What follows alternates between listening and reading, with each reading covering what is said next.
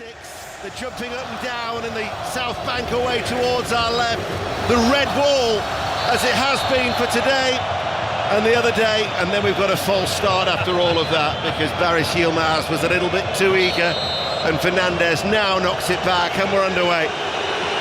And then all of a sudden the ear-piercing whistles start from the Turkey support because Portugal were in possession. And in fact, there are two supporters who are lifting the Turkish flag, standing up and down, so much so, I actually can't see the goal to our right-hand side. They're standing on the seats. But that is, thankfully they're attacking. They paid no attention whatsoever to the stewards. What an atmosphere, what an occasion. Great expectation from these Turkish fans inside the stadium, and you can tell who's in possession at the moment. Yeah, you can. Whenever Portugal have the ball, just listen to the cacophony of noise that will cascade down from that red wall away towards our left-hand side. Bruno Fernandes plays it forward, Bernardo Silva on the charge, far side to left, Cristiano Ronaldo wants it deep, hits it first time, and it was straight at Alday Bayindir. He only made one appearance for Manchester United during the last season. I would hazard a guess that this is a different atmosphere, Newport County to the Westfalen Stadium. A little bit disrespectful that to Newport County, Ian, but you're absolutely bang on. The nerves must be jangling. It's not ideal. Change of goalkeeper. Has rung the changes, hasn't he, Montella? I get that. I think he's gone for a more athletic team, a bit more pragmatic. This is going to be a different test from the test against Georgia. Badachi just tries to shield Bernardo Silva from making a run towards Bayindir, all in yellow, and in the shadows of that stand on the far side as he hits it long down the middle, looking for the run of Aksakoglu. Yeah, as expected, Portugal started the last game with a back five. Cancelo has gone from left wing back to right back, so Portugal with a back four. Coutinho, Palhinha just sitting in front. And they have real ball players, don't they, further forward. Bruno Fernandes, Bernardo Silva started out on the left, on the right-hand side, left footer, and Leao on that left-hand side, more of a dribbler. Mendes over on the far side, the left back for Portugal. Palhinha will take over. Palhinha, edge of the centre circle. Yilmaz goes towards him, passes it to Ruben Dias. Both the full-backs are pushed on. Little flick there by Bernardo Silva to his former Manchester City teammate Cancelo, back towards Vitinha, being pursued by Kirkçu. Got a little rap on the back of the heels as well there from Kirkçu. Points it out to the referee, and Felix Weyer, the German official, just says calm down, get you the free kick. 3 minutes played, live on BBC Radio 5 Live. And because the other game in Group F finished, Georgia 1, Czech Republic 1, we know whoever wins this game will automatically qualify. As the ball was blocked from Ayhan in the midfield. Kariolu tried to nick it in field. Vitinha wins it back. Bruno Fernandes shoots, good block from Badachi. And then cleared away by Kirkçu downfield. Headed back by Pepe. Loose ball. Aksakoglu played it forward. There was a little slip. I mean, they did have a lot of heavy rain the other day. What was it, only 4 days ago? And I just wonder if it's still a little bit heavy underfoot, despite the brilliant sunshine that we've got now here in Dortmund. Çalhanoğlu, Kirkçu, Çalhanoğlu down the line. Yilmaz, right-hand side, looks for the run of Kirkçu, who's run forward. Right-hand side of the penalty area. And Turkey, much to the delight of their supporters, get a throw, level with the Portugal penalty area, far side to right, playing from right to left, 0-0. Yeah, I think we'll see Kirkçu plays the more advanced midfielder. In that central area, Ayhan and Çalhanoğlu will just sit in behind him, pick the pieces up, it's important. Kirkçu does get up in support of Yilmaz. Ayhan threads it forward, cross. Aksakoglu was there, came away off his high right foot, and out of play it goes for a goal kick. Can you imagine the noise if they score? That will be off the charts. It would register on the Richter scale, wouldn't it? Have you noticed behind that goal as well, where Diogo Costa is all in blue, there are about 10 drummers who have got their backs to the field, beating the drum towards that very impressive stand, the South Bank. 24,500, the largest terrace in European football. One day, that's on the bucket list, to stand there with the Borussia Dortmund supporters. Today, it is occupied by the red and white of Turkey. And of course you speak German fluently, don't you? Multilingual. Kadiolu, forward, over the halfway line. He's got a little look of Owen Hargreaves with his dark hair, as ball spread forward by Ayhan. Out towards that far side, the right. Cross comes in. Aktoglu arriving at the far post. Diaz with the header away. Aktoglu has actually gone down holding his legs. He's writhing in the back of the net at the moment. It was a wicked ball in from the right-hand side. They're going towards the referee. Now, was he put off as that cross came in? He was arriving. He was in the challenge with Cancelo, I think it was. VAR will have a look. I think it's one of those where he's gone down out of embarrassment because he should score. He gets the run across Cancelo at the back post. The ball just bounces in front of him, but that's a golden opportunity when it's 3 yards out. Got to hit the target, and Turkey would be one up. Should be one up. Cross from the right-hand side caused problems. It's a corner kick on this near side. It's taken short. Delivered now towards the far post. That was a tumbling header away by Palhinha. Out of play it goes for a throw. It's a difficult one.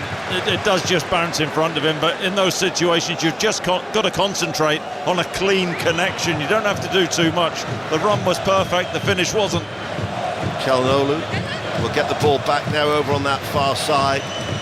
When we were travelling here, I was thinking, I was really looking forward to a sense of anticipation about the atmosphere, and it hasn't let us down in that respect. Vitinha drills it early, forward, Fernandes, Ronaldo looks for a sight of goal. Badaci clears the ball out. Kept in play though by Bernardo Silva. Back towards Cancelo, lifts it forward over the head of Ronaldo. Just may have brushed the top of his head, in fact, and it's gone out of play for a goal kick. He's never scored against Turkey in 3 previous games. Yeah, I did know that actually. I read the notes for once. You can see first time to cross on the left-hand side, Bruno Fernandes actually took a decent first touch, but actually stayed on his feet and cleared the danger, and then Cancelo from the right trying to find Ronaldo. How he can spring like that at 39, I mean, takes some doing. Yeah, it's not easy to be agile at that age. He missed a penalty against Turkey back in 2012. Now different stands here inside the Westfalen Stadion of the Turkish support are chanting to each other to create that stereo sound that I hope is coming through the good old wireless of BBC Radio 5 Live. But of course, don't forget, if you are at home, you can listen via BBC Sounds through your smart speaker as well. All you've got to do is say, play Radio 5 Live. Interesting, Ayhan is just dropping in to make it 3 centre-halves for Turkey at times. Will be fluid with their formation. Here is Vitinha, short ball to Ronaldo, who drops deep. Vitinha, Bernardo Silva, Kadiolu goes towards him, passes the ball back to Ruben Diaz. The sun has just disappeared behind a rather large cloud above the stadium at the moment, so there's a little bit of respite in terms of the heat that has been generated for these opening 9 minutes or so. 0-0 on BBC Radio 5 Live and BBC Sounds. Turkey against Portugal, second game in Group F, and the winner knows that they will qualify.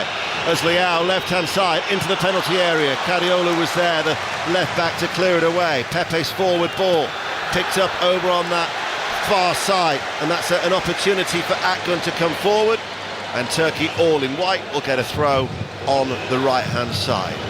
It's good disciplined defending, wasn't it, from Kadioglu? The Turkish left-back, first time I've seen Liar, the Portuguese left winger on the ball, driving at Celik and crossing the ball, low cross into the box, but dealt with comfortably. Celik does like to get forward, very reliable right back. The one who's ahead of him is the Yunus Akgün. Just the 2 goals that he scored in 29 appearances as Leicester City won the championship title last season. Yilmaz comes forward, Akgün has gone on ahead of him on the right. Then there's another slip, another sign there about the heavy conditions underfoot, despite the sunshine. Celik tried to chip it into the penalty area. Ayhan works in field. Opportunity here maybe to shoot from distance, and it goes out of play and out for a goal kick. As we welcome listeners to the BBC World Service, wherever you are in the world, it's a pleasure to have your company on this sunny afternoon in Dortmund. The Westfalenstadion holds 62,000, and it feels as if we could be in Istanbul, whether it be watching Fenerbahce, Galatasaray or Besiktas. Such is the noise that is being generated. Or even Ankara, where Gençlerbirliği play. And apologies to any other supporters back there in Turkey. They're only the venues that I've frequented on my travels. But quite impressive for you, that. The Inonu Stadium is certainly one of the loudest down by the banks of the Bosphorus. As here we are in Dortmund, 11 minutes played, sun shining once again in the shadows of that stand on the far side, 0-0. And in terms of possession, 50-50 split. Bruno Fernandes plays it back, Paulinho already run through towards Thiago Costa. Chris Sutton. I think it's one of those where Turkey will pick the moments to press Portugal high. Back it goes to Ruben Diaz. Vitinha now is the one who drops deep in between the 2 central defenders, who've split quite wide actually. Fullbacks are pushed on. Cancelo is again into that inverted role. It's Bernardo Silva who actually provides the width on this near side. There is so much activity going on in front of us. A lot of the Turkish supporters are just not sitting in their seats. They're wandering, they're on their mobile phones. They're trying to work out where their friends are as Cancelo comes forward, helped out by Vitinha, right-hand side. Vitinha with a cross, Leao with a header, back into the edge of the 6-yard box. Header away by Ayhan. Ronaldo gets his head onto that, and then it is cleared away by the Turkish defence, up towards Yilmaz, in a real bit of a wrestling match with Diaz. And the Galatasaray forward is thrust to the floor, and he gets himself a free kick, 0-0, 12.5 minutes played. It's beautifully worked, the move down the right-hand side initially from Portugal. Bernardo Silva, Cancelo, Vitinha, all linking up. The cross went in, it was cleared, but Yilmaz is going to have to give the Turkish team an outlet. He does well there, holds the ball in, draws the foul. The biggest populations in the cities of Germany for those of Turkish heritage, Berlin, Hamburg and Cologne, but it feels that many of them have descended here in Dortmund. And they're on the attack again with Akgün on that right-hand side. Diminutive in stature, quite stocky actually as well as Akgün, but he's lost the ball there now, midway through the Portugal half. He did well initially, didn't he, coming inside on his favoured left foot. He released the ball a little bit quicker. This is going to test your, what's the word? You know, you said you're a team player earlier on. I did a World Cup game here in 2006. Similar conditions to this, the sun shining directly in our faces. I was with the late, the great Jimmy Armfield for Trinidad and Tobago against Sweden. And he said to me at half-time, as the ball goes long to Yilmaz, goes through towards the goalkeeper, he said, "Son," he says, "you're going to be suffering from sunstroke. Did you not bring a cap?" And I said, "No." And Jimmy, with his years of experience, brought out his little cap to shield the sun from his head. Do you know what Jimmy did at half-time for me? Go on. He tied his handkerchief into knots and put it on my head. Here is Ronaldo, right-hand side. Ronaldo with a cross, blocked, comes back towards Ronaldo. Badaci is with him. Defender with a braided hair, he goes on the outside of Badaci, sends over the cross, Leao waits, his header is goalward, and it's bounced and it's picked up by Bayendir. Oh, that was the old Ronaldo, that, wasn't it? A couple of step overs, not as quickly as he used to do, but all the same, through the Turkish defender, got to the byline, stood up a decent cross. Leao couldn't direct the header or get any great power with the header. Ronaldo wants to be on the end of those crosses, really. Do you know what worries me more in those intervening 18 years? Is that I don't have the same level of hair on my head as I had in 2006. Yeah. So if you haven't brought a handkerchief and I go missing tomorrow, I've got sunstroke. Yeah, that's a good point, but you can actually have a weave. You can actually have something done about that if you want. Well, I would suggest that there's probably someone around us here who might be able to help us out, judging by the amount of Turkish support that inside the stadium. But we'll leave that for another time. If it starts to go, it's best to mow is my motto. Anyway, 15 minutes played. And it is going to be Pepe who's going to take the free kick, and he gets it short. Gets it back then from Nuno Mendes. Ruben Diaz. Cancelo. Back to Ruben Diaz. The white shirts of Turkey drop behind the ball once again. Bernardo Silva. Turkey have had the best opportunity of the game so far, 16 minutes in. Portugal yet to create anything. Pepe on the ground, Nuno Mendes. Leao waits midway through the Turkey half. Leao goes forward. Mendes is in support, and the block comes in from Akgün, and it will go out of play for a Portugal throw. Here on BBC Radio 5 Live, the World Service and BBC Sounds, Chris Sutton. Yeah, they're really disciplined, aren't they? Turkey, with the way they're defending at this moment in time. It's a conundrum for Roberto Martinez and his Portuguese team. Try and find a way through, but we know they have players like Bernardo Silva, who's just ready to take a throw, and he's hugging this right touchline. Can't give players like him too much time and space to get his head up and pick a pass, because he will hurt you. A draw would be an excellent result for Turkey, because they would remain top of Group F. And bearing in mind the winner of this group will play a third-place side, as Leao's cross was blocked, and then the last touch came off Leao, so that will be a goal kick. They would play the winner would play a third-place side. The runner-up likely to play France in Leipzig.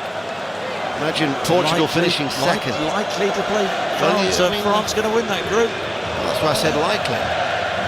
Netherlands are top. I know, that's why I said likely. Still expect the French to get maximum points against Poland. We'll see how the Dutch fare in their final game.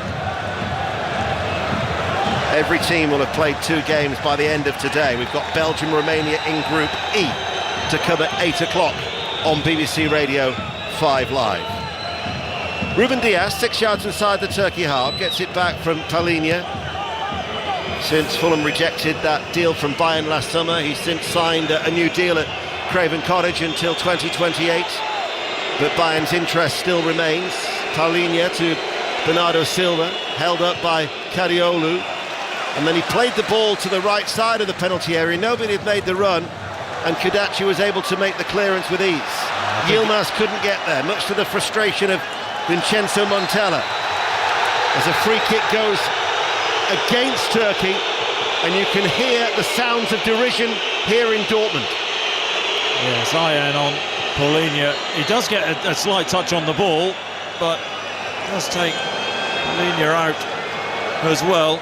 He's fluctuating, Ayan is, from going into maybe 3 centre-halves to reading the situation and then stepping in to midfield. Versatile player that he is. Here is Pepe, the bald-headed 41-year-old, the oldest player in the history of the European Championship now, as Leao doesn't get any change whatsoever. Zeki Çelik, the Roma defender. Limited game time, really, only 6 starts in Serie A this season, but one of 4 changes that have been made by Vincenzo Montella, the former Italian international, who replaced Stefan Kuntz in September and has already faced calls for him to resign after only being 9 months into the job. Before that victory against Georgia, they'd come into this tournament 5 games without a win. That's ridiculous, isn't it? 9 months. Ooh, that back pass to Kadiolu there. Bayinda slipped, didn't he? A little slip there by Bayinda. And the ball goes back towards him. That's the last thing that he wanted after a little slip. Still, the conditions soft underfoot. Cariola will keep the ball in play from Kadachi, who on the stretch prodded it out to this near side. They've beaten the press, and now the forward ball looking for Kirkçu. Sliding challenge by Pepe. German referee says he got the ball. Kirkçu stays down. He had to get that right, did Pepe. Oh, it's brilliant from Pepe. First class, perfect from Pepe, because Kirkçu, the ball was slid through to him. Fair play to Turkey. Mentioned Bayinda playing out from the back. They were brave. Played through the thirds. And had Pepe not made that challenge, Kirkçu would have been in on goal, 1v1. Turkish players were actually telling Vitinha to put the ball out of play, but it wasn't a head injury. He looked a little bit caught in two minds there. Leao, meanwhile, runs forward over on that far side, the left, as we shield the sun from our eyes here from our low vantage point in the Westfalenstadion. 21 minutes played live on 5 Live. It remains goalless. Diaz, Fernandes, back to Pepe. First time ball to Mendes, the left back. Leao holds the width on that far side, the left. Runs forward. Mendes makes the run. Low ball into the penalty area. Bernardo Silva hammers it first time, left-footed. It's the Portuguese fans who are celebrating in the bottom tier behind that goal. He had time to steady himself, and Bernardo Silva with the opening goal here midway through the first half. Portugal lead Turkey by a goal to nil. Yeah, they were just patient. Portugal worked a really good situation on the left-hand side. I think it's the first time we've seen Nuno Mendes really roam forward, gets to the byline and pulls the ball back along the 6-yard line. I think it's Ronaldo nearly gets onto it, but it's just behind him. And Bernardo Silva, how many times have we seen him drift into the box and score goals like this throughout his career? And he's not going to miss. He's 10 yards out, just sets himself, beats Bayinda at his near post, whips the ball left-footed away from him, and Portugal, it's the perfect start for them. Bernardo Silva with his 12th goal for his country. Last scored about a year ago against Bosnia. His previous 11 have all been single strikes. Wouldn't say it silenced the Turkish support here in Dortmund momentarily. They fell silent, but they've got their voices once again here, and it's the Portuguese fans in that bottom tier to our right and then high up on that far side who are waving the Portuguese flags now. They lead by a goal to nil midway through the first half. 1-0 to Portugal. Bernardo Silva as Badachi passes the ball back to Bayinda. Once again Portugal will press. Badachi not helped by that drop to one knee, struggled to keep the ball in play. Terrible pass, wasn't it, from Bayinda? And Turkey have just got to keep their composure at this moment in time. Hang on in there. I don't think the game plan will change. They'll still defend deep and try and counter, but what they mustn't do is concede another one. Portuguese voices you can hear. Leao doesn't get any room past Celik on that far side. Passes the ball back. Bruno Fernandes enters the penalty area and runs into the Turkish defence. Çalhanoğlu tries to play it out, he gets caught. Kept in play very well by Mendes, delivered an early cross, blocked. Fernandes with a volley, hit it first time right-footed, off target, and out it goes for a goal kick to Turkey. Mendes did brilliantly, didn't he, to keep the ball in. Stood on the ball and it looked like it was running out on the byline. Tried to cross the ball in and looped up, and we know Bruno Fernandes has wonderful volleying technique, but wide on this occasion. Portugal on a longest winning streak in their entire history of 11 competitive games, as Badachi has just been shown a yellow card that means he will miss the Czech Republic game. Yeah, well, he's driving out from the back, and he actually wins the ball. I think that is so harsh. I think he catches Cancelo with the follow-through, but his momentum, once he wins the ball, it's impossible to stop. You've talked about the pitch and how slippery it is. He just slides through. Very hard to withdraw to take your foot away in that situation. I think that's really harsh. So Bardacci will miss the game on Wednesday against the Czech Republic in Hamburg. He was one of 2 players on yellow peril. And he's probably the dominant centre-half. Yes, he is. For Turkey, so that is a big blow. Another slip. Strong in the air, good on the ball. Shawanolu is the other player, and then the 2 for Portugal are Aliao.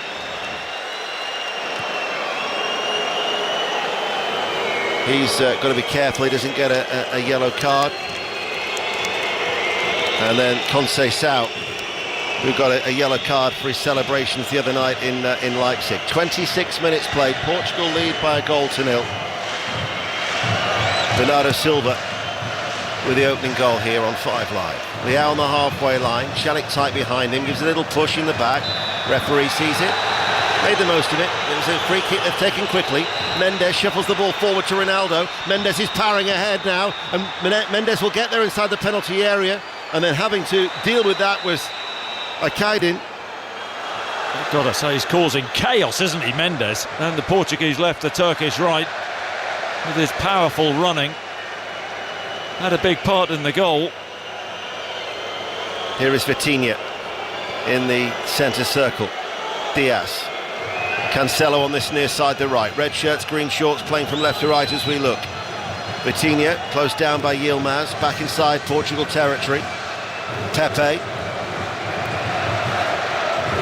The ball then goes back to Costa, all in blue. And Portugal have a degree of control in this game now, Chris Sutton. Yeah, and I mean, you just look at the experience in the team. Diaz on the ball, Bernardo Silva, they are streetwise, aren't they? Kadiolu trays and passes the ball back. Bayinda hits it first time, slices that somewhat. It's going to drift out of play, I feel.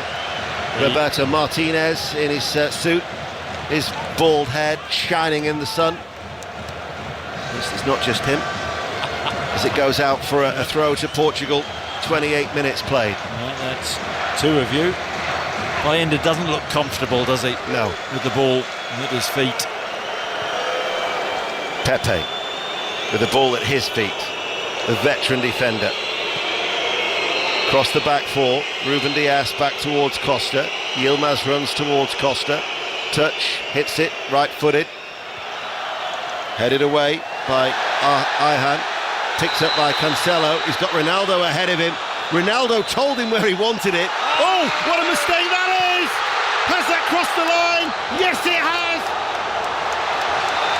Defensive calamity at the back. What was going on with Akaydin and the goalkeeper Bayinda? They got in a terrible mix-up. Portugal profit. They lead by 2 goals to 0. Well, that's calamitous. It really is from Turkey. There's a misunderstanding between Cancelo and Ronaldo. Cancelo thought Ronaldo was going to make the run. After he wins a challenge in the middle of the park, he doesn't. Ronaldo actually stops the run, and then there's confusion, and I think it is Akaydin who just helps the ball back, but Bayinda was running onto the ball. There's a mix-up, and it's agonising as it just goes over the line. Change of goalkeeper for Turkey. Celik tries to get back, but just drifts over the line. That's a catastrophe for Turkey, isn't it? Well, Portugal profited from an own goal against the Czechs, and now they've had another own goal gifted to them. The back pass, Bayinda had come off his goal line. It's not as bad as the one that Spain conceded in the last Euros from that Pedri back pass from, what was that, 47 yards out from goal. But just when it looked like the move for Portugal had broken down, Ronaldo berating Cancelo where he didn't want the ball, they still actually gained from it and they lead 2-0. It's so ridiculous. There wasn't a Portuguese player in sight. The guy didn't under no pressure. Akçakolu goes on the outside of his man, sends over a cross. There was a slip from Akgun inside the penalty area. How many players have slipped in this first half? Half an hour played, 5 Live and BBC Sounds. But now that second goal has certainly pierced the enthusiasm of the Turkish support, and from the ear-piercing noise we certainly do not have the same level of fervour. However, that could change if they could score here. Akçakolu goes in between two Portuguese players and almost squeezed it inside the near post, but Costa reacted with his legs to divert the ball behind for a corner kick. 2-0 to Portugal. Yeah, it's brilliant and direct from Akçakolu, who should have scored actually. Put Turkey in front, but drives in between Cancelo and Bernardo Silva. I think he could have, or should have finished that. Tried to beat the keeper Costa at his near post. Good save. Corner kick comes in from the left. It's very, very deep. It comes off the head of Palhinha. It'll go out of play for a Turkey corner on the other side. So from the left to the right, as it will be a switch of corner taker. It's going to be Kaan Ayhan who's going to go across to take it. The red shirts are back in a plenty. Portugal lead by 2-0. Everybody back inside the penalty area. Felix Vaya, German referee, just having a word with Yilmaz, who's standing in front of the Portuguese goalkeeper Diogo Costa. They're in front of that south bank that reaches all the way back. Red and white shirts packing out that large stand. In it comes, doesn't beat the first man, they keep it alive. Hit first time by Kökçü, back into the ground. Body of walls, outstretched leg from Bernardo Silva. Out of play, it goes for a throw. Still the pressure remains, they take it quickly. Turkey looking to try and reduce the arrears. 12 minutes to go to half-time. 5 Live, BBC Sounds and the World Service. Kadiolu and Çalhanoğlu is going to go all the way back to his goalkeeper, Bayindir. Let's get an update with the tennis with Russell Fuller. Yeah, definitely. Tommy Paul, the world number 13, has beaten Sebastian Korda in the All-American semi-final 6-4, 7-6, and he will play the former junior world number 1 Lorenzo Musetti in Sunday's Queen's Club final. Thank you, Russell. As Costa, a little bit under pressure, curls the ball out of play. Tried with his distribution to pick out Cancelo. It's gone out for a throw. Turkey, who really have to regroup after those 2 goals that were scored in the space of 7 minutes for Portugal. Bernardo Silva and Rakitic own goal. Yeah, it's the second goal which may be the one which knocks the stuffing out of Turkey. Ball played forward to Akçakolu, put clear by Cancelo. Bardacci, Çalhanoğlu, deep in between the 2 central defenders. Opportunity here for Rakitic to run forward. Akgun has come into a central area. Çalhanoğlu now to Bardacci. He's comfortable on the ball. He looks for the run of Yilmaz, but he curls that in too deep. It arcs its way out from goal and out for a goal kick. 2-0 to Portugal, just over 10 minutes to the break, 5 Live. Yeah, Bardacci stepping in and just forced that a little bit too much.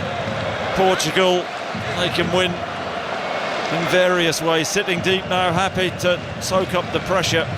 Just seeing the second goal again, the misunderstanding. I mean, Akaydin plays a blind pass, but Bayindir, I would hope he would have given him a shout. He clearly didn't do. And it was tantalising, wasn't it, the way it just crept over the line. Celik, full stretch, trying to hook it away. Hasn't looked convincing at all, though, the Manchester United goalkeeper. This is Akgun. Tries to with a little turn. The little flick from Akçakolu didn't quite come off into the path of Yilmaz, picked up by Costa. It's not just the latest in the general election and our comprehensive coverage of the Euros on BBC Radio 5 Live. Tomorrow we have the Spanish Grand Prix from 2 o'clock. From 4 o'clock we have the T20, the World Cup, United States against England. And then all the build-up to Scotland-Hungary live in Stuttgart at 8 o'clock for that vital game for Steve Clarke's side. As Cancelo on the overlap near side the right, plays the ball to Bruno Fernandes. Ronaldo is up with him, he goes for goal, hits it right-footed, rising off target. And Ronaldo says, this is where I wanted it. That's where he didn't get it. Yep. Bruno Fernandes was a good run forward into the right-hand channel, inside the box, angle against him. We know he can finish, but Ronaldo was better placed, and he let Bruno know. Coutinho lifts the ball forward. Bernardo Silva coming in. Ruben Dias now tries with a cutback. Might still reach Bernardo Silva. Dug out in the end by Ayhan, and out it goes for a throw. They are just rock back on their heels at the moment, are Turkey. And Portugal looking to try and take advantage at every opportunity. Cancelo. Ruben Dias. Yilmaz snapping at his heels. Pepe. Just the one change that Roberto Martinez made. Coutinho on the halfway line, running out towards that stand on the far side.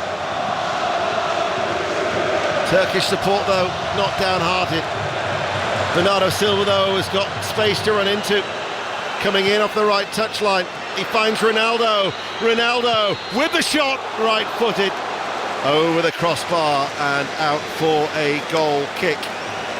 Well, danger for Turkey. When Ronaldo gets set in a position like that, 18 yards out, and he manoeuvres the ball onto his right foot for a free shot, you expect him to certainly hit the target. Normally from that sort of position, you see the back of the net bulge. When he's played here on his previous 4 occasions, albeit with Real Madrid against Borussia Dortmund, he's scored on all 4 visits as Cristiano Ronaldo. As Cariolo goes away from Bernardo Silva to the halfway line, Cancelo couldn't put out the effort from Aktoglu, gets away from Paulinho who dived in, left-hand side, pulls it back, Pepe read it ever so well. Pepe wasn't fazed as Calhanoglu dives into the challenge. There might have just something been said there from Kirkçu. German referee's got his whistle in his mouth. It's a free kick to Portugal, who lead by 2-0. He's done well on this left-hand side. He beat 3 players, didn't he? Yep. And he's had the chances, hasn't he, for Turkey? 2 decent opportunities. Should have taken the first one.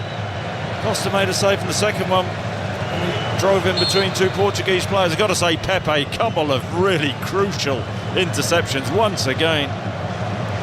Just makes defending, the art of defending, look so easy and as anything but.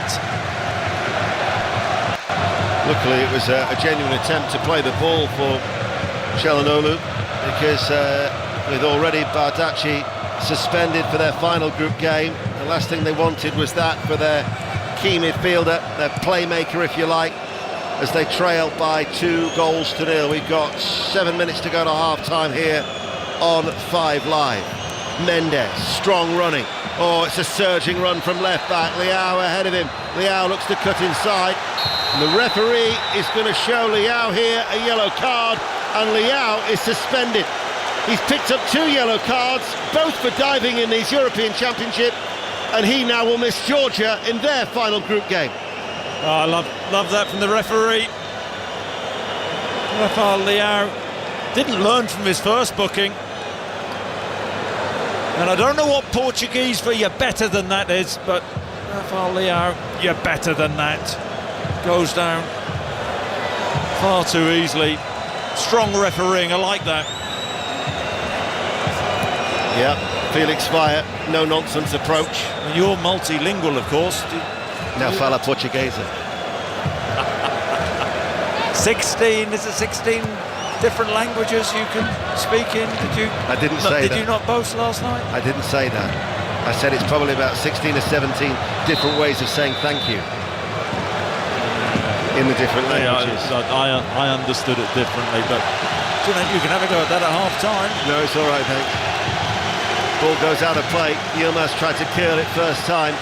to Akgren, who's a good 2 or 3 yards behind him. Yeah, he won't be thanking Yilmaz for that pass. No, he'll certainly not be saying to Shirkuraderen, that is for sure.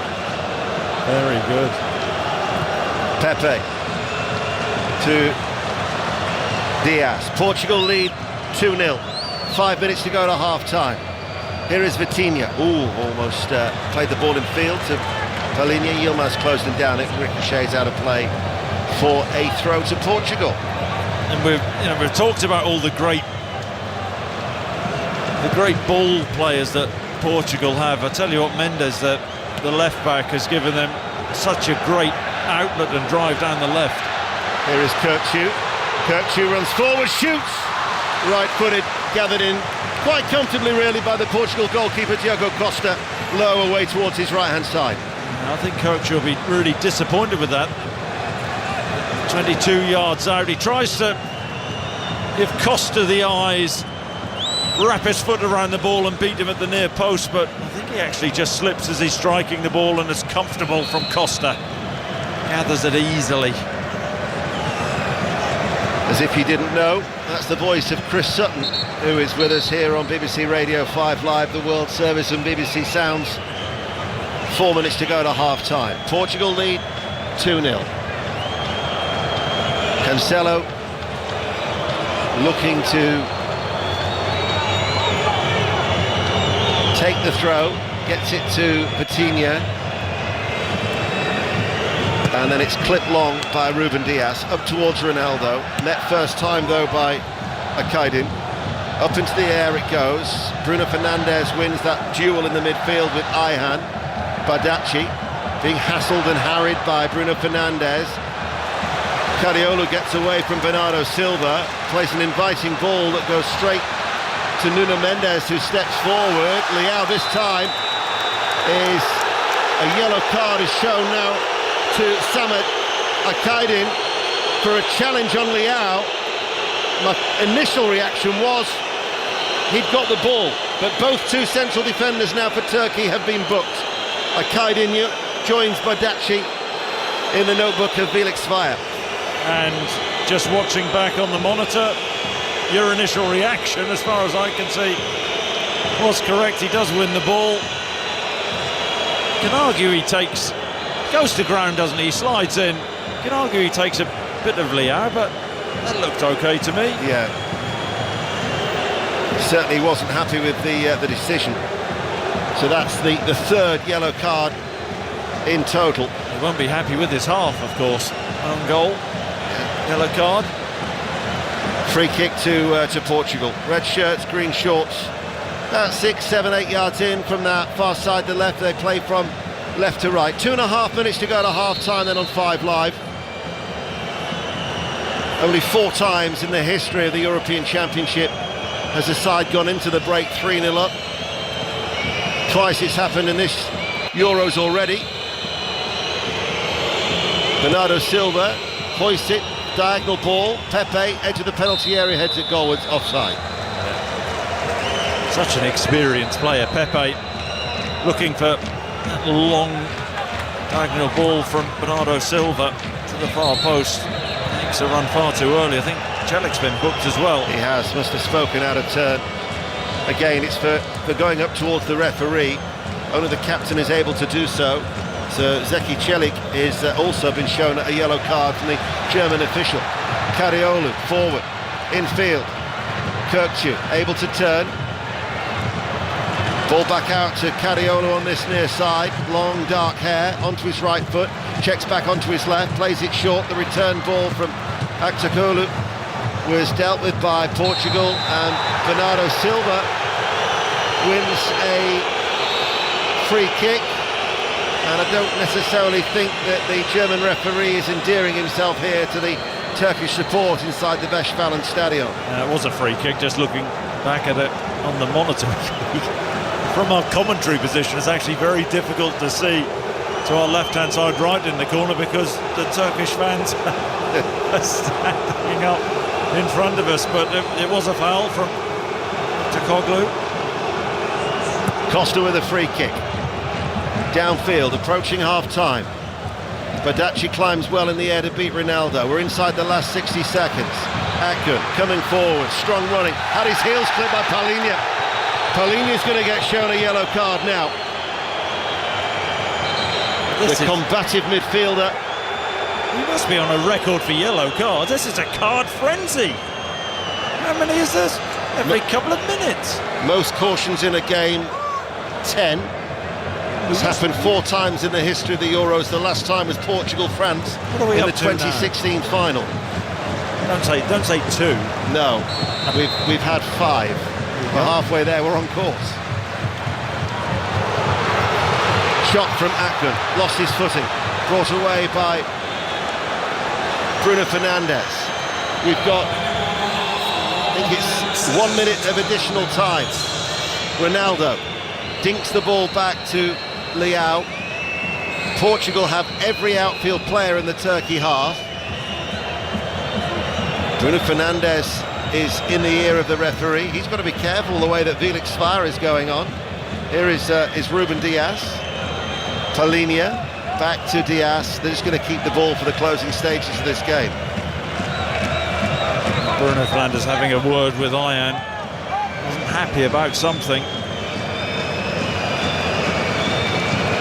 2-0 then to Portugal. Ruben Diaz midway through his own half. Vitinha takes over, and there indeed is the half-time whistle as 2 giant Turkey flags are flying in the end away towards our left-hand side, but the hoots and the whistles are towards the referee, with this vast Turkish support inside the Beşvalen Stadion, because Portugal are leading by 2-0.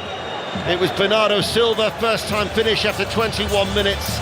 Defensive mix-up, Akaydin with the own goal 7 minutes later. But then we've had yellow cards, 3 to Turkey, 2 to Portugal. And at the break, Turkey 0, Portugal 2. Chris Sutton, Voce e Melhor que Isso. Is that you better than that? It is, you're better than that. You can have that one for free. Thank you, Steve. Thank you for that. I think the Turkish fans, I mean, they're whistling. I think the whistles are aimed at the referee, not their team, but they've shot themselves in the foot a little bit with that really careless second goal they gave away. I mean, Portugal get themselves in front, but that was an absolute shocker. Misunderstanding between Akaydin and Mayenda, who was obviously coming goal. Skuna wasn't fit, and that's a nightmare for them, isn't it? But they have had their opportunities. But the Portuguese are so streetwise, Steve, aren't they? And they've got such an array of talent in their team. You can see them going on and winning this one comfortably. But from Turkey's perspective, if they get the next goal, then you just never know. Jose Fon, I would describe the grin that came across your face when Chris described Portugal as streetwise as an evil grin. I like that. At the end of the day, I think we're showing that we have the experience in the team.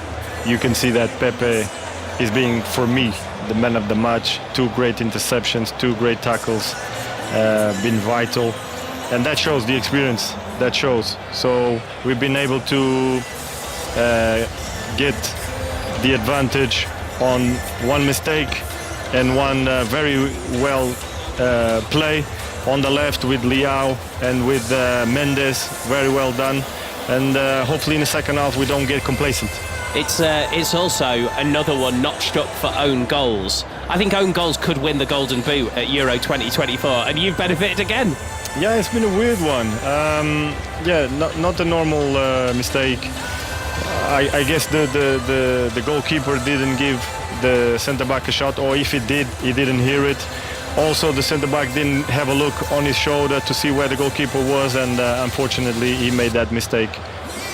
Jose Font will be back with us at full time as well in the game. Turkey versus Portugal. Portugal leading by 2-0 and looks set to reach the last 16. Shortly we're going to hear from Czech midfielder Thomas Souček. Czech Republic drew 1-1 with Georgia earlier today, Georgia's first point at a major tournament. And we'll also make our first trip to our evening game tonight, which is Belgium versus Romania, which will be coming your way from Cologne. We'll do all of that after the news. Here's John Mackenzie. The voice of the UK. And the home of the Euros and the general election 2024. This is BBC Radio 5 Live. The leaders of the Conservatives, Labour and the Liberal Democrats have criticised comments made by Nigel Farage. The Reform UK leader told the BBC the West provoked the war in Ukraine by allowing the EU and NATO to expand eastwards. More energy infrastructure has been damaged in Ukraine by Russian strikes overnight. Independent energy expert Dr. Oris Aboudas says the country is experiencing rolling blackouts nationwide. It's very serious. This is the 8th massive attack on the energy infrastructure since March. This is more than half of the Ukrainian electricity capacity. And we're talking here not just generating capacity, power plants, but also transmission lines, substations, etc. Israel says it's hit 2 Hamas targets in Gaza City, with reports saying a senior militant commander was killed. Hamas says more than 30 civilians died in the strikes and that a residential block was hit several times. A leading economic research group says there's a major funding gap in plans to pay for social care in England put forward by the Conservatives, Labour and the Liberal Democrats. The Institute for Fiscal Studies says money put aside by the government to introduce a cap on what individuals have to pay has already been rolled into overall council budgets. David Phillips from the IFS says the extra cash will need to be found elsewhere if the reforms go ahead. So around a £4 billion hole, if you like, in each of these plans that would need to be found either from within existing central government budgets, from council budgets, or from topping up spending and topping up taxes, or borrowing more money. Labour, the Conservatives and the Lib Dems have all said they're committed to bringing in the changes. And firefighters in Greece say fireworks launched from a yacht caused a forest fire on the island of Hydra. The blaze started yesterday and burnt the only pine forest on the island.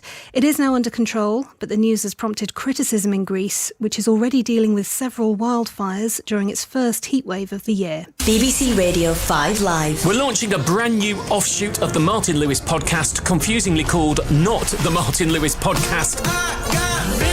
I'm going to be asking specialist questions about subjects I don't normally cover. There's one for renters and their rights. We'll be talking inheritance tax, then a special on how to save for your pension, and finally, all the complex and convoluted rules about income tax and national insurance. Serious information, all available in the Not the Martin Lewis Podcast, part of the Martin Lewis Podcast. Get it on BBC Sounds. Euro 2024 Deutschland. With Steve Crossman. On 5 Live and BBC Sounds. And we'll be back for second half commentary shortly. Portugal leading Turkey by 2-0 here at Euro 2024. We are live from Berlin. Back in the UK, we know the finalists for Queen's. Russell Fuller. Tommy Paul, the 5th seed and the world number 13, will play Lorenzo Musetti, Italy's world number 30, in the final tomorrow. That's on BBC One from 1:50. Paul beating Sebastian Korda 6-4, 7-6, recovering slightly Korda from 5-2 down in the second to force a tie-break, but he couldn't go any further. And Musetti a winner over Jordan Thompson of Australia by 6-3 in the deciding set. And one or two other headlines from around Europe. Yannick Sinner, the men's world number 1, is into the Halle final, where he'll play Hubert Hurkacz, and injury concerns for Arina Sabalenka pulling out of Berlin in the quarter-final with a shoulder problem just 9 days before Wimbledon. Yeah, Novak Djokovic, knee surgery as well, but we do know he's at least heading to Wimbledon. Yes, he has made the decision to travel and he's due to arrive on Monday, but does not yet know whether he'll be able to compete, and that's not surprising because Djokovic had to withdraw from the French Open before his quarter-final, because in his 4th round match against Francisco Cerundolo he tore the medial meniscus in his right knee. So the plan, Steve, is to arrive, practice on the courts at the All England Club, and then decide whether he can be truly competitive in a Grand Slam. It's only 17 days since he had that operation, but there is a precedence of sorts here, because 3 years ago Taylor Fritz reached the 3rd round at Wimbledon having had a very similar operation on his right knee. He was actually taken off one of the courts at Roland Garros in a wheelchair after damaging his right meniscus, and he was talking to reporters here at Queen's earlier in the week. He said that had not escaped Djokovic's attention. Djokovic had been in touch, and even though every injury is slightly different, he said this does feel to be quite similar, and he said that a lot of it comes down to the inflammation and how you react to that.